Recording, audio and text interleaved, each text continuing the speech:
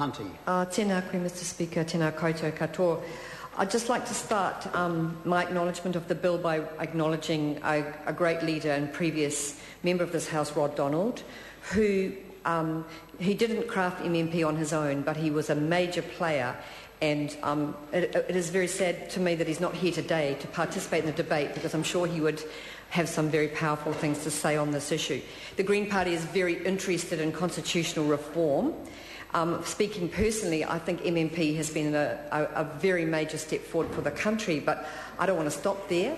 I would like to see constitutional reform based on Te Tiriti o Waitangi. I would like to see models such as the Bolivian constitution, where the principle of Pesha Mama, Earth First, is built into the constitution. And I'd like to see the advice of constitutional leaders like Moana Jackson taken into account, because we don't need to stop. We need to keep going in reforming MMP.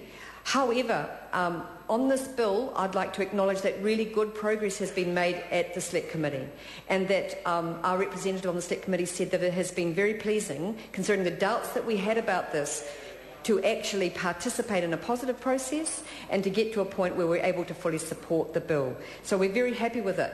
I'd also agree with the previous speaker, Steve Chadwick, that we have a relatively politically illiterate community on this issue, and that we really do need civics education. And I think we have to ask the question, who benefits when the citizens are politically illiterate? And that's a real risk, and that's why we should be starting at the beginning with civics education. The Greens believe that our democracy thrives on ideas, not fat wallets, and our electoral process is the central mechanism which ensures that ideas are of greater value than our bank balances. And this is, of course, important when electing the politicians and parties who make up our parliament and our government, but it's even more important when citizens make a decision about how to elect politicians and parties to parliament.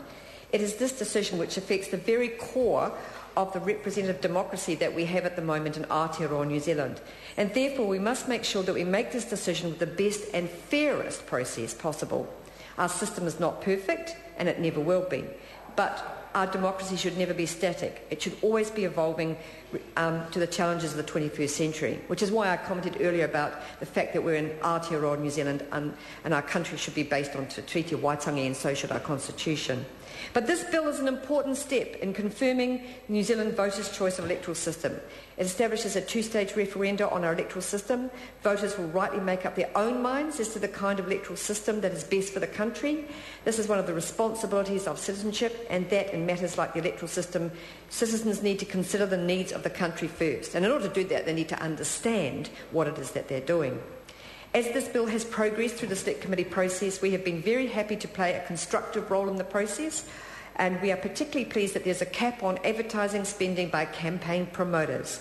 We argued that this was critical in gaining our support, and the 1,000 individual submitters who also supported a cap will be very heartened to know that they've been listened to. It restores one's faith in Select Committee process. The Green Party have long campaigned on a fair and democratic electoral process that favours all citizens and not the wealthy few.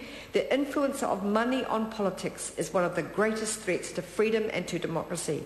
And we know in Aotearoa that wealthy non-political party actors can intervene in the election process by buying advertising and distorting the process in favour of their agenda. For that reason, modern democracies all around the planet have introduced rules to try and limit the influence of money on politics. And so a cap on those campaigning in the electoral referendum, just as there are caps in other referendums, is a critical step towards a fairer process. The Green Party also holds open democracy as a central tenet of our New Zealand polity. It is important that the public knows who is involved in advertising both for and against MMP. We also believe that the identity of donors and the amount donated should be public knowledge. Then people can make up their own mind about the messages they're being given. The extensive Select Committee process confirms much of the detail of the original bill, the referenda timetable, the review of MMP, arrangements for the vote. And the detail that did change was the improvement to the ballot paper. And again, there were many submissions on this point, and the committee was very responsive. All credit to them. We heard from many submitters that the review of MMP, which has triggered if 50% of voters vote to keep MMP, should be given some emphasis in referendum publicity. They believe this is such an integral part of the referendum proposal that it should be given prominence, especially in the public information process. We support this and sought to have a review of MMP regardless of the outcome of the 2011 referendum. We will support Labour's supplementary order paper on that issue during the committee stages of the bill. We in the Green Party don't hesitate in affirming our support of MMP. MMP has meant that many more New Zealanders are represented in Parliament and in government. MMP has enhanced the representation of women, of Māori, of Pacific peoples, of Asian people in this House. MMP means that different ideas, ideologies, values and solutions are represented in Parliament and government. And I wouldn't hesitate to say that having different voices in the Select Committee has resulted in a better bill, and that is because of MMP that we had those different voices present, not just single monolithic adversarial tradition. The advent of new parties has gifted the House with a creativity and innovation that was absent during the long reign of the duopoly, Labour and National. And it's great to see them supporting it. Labour at least. It has increased the breadth of Parliament so that it better reflects the country as a whole. And our country is now very diverse and more politically aware in terms of the treaty and in terms of different cultures than in the past. And our Parliament must reflect that. And we still do not have 50% of women in Parliament. We still don't have gender balance in Parliament. And some countries have quota systems to ensure that they have that. So we've still got a way to go. But we have improved because of MMP.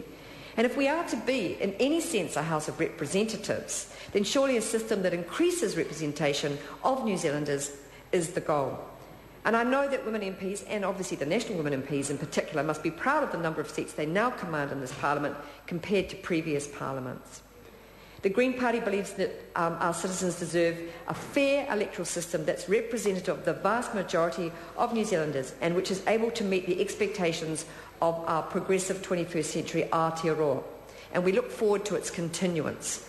And we also support the progress that was made at Select Committee and are pleased to be able to continue our support for the bill now. Kia ora. Thank you, Mr Speaker. Mr Speaker. The Honourable John Boscowan.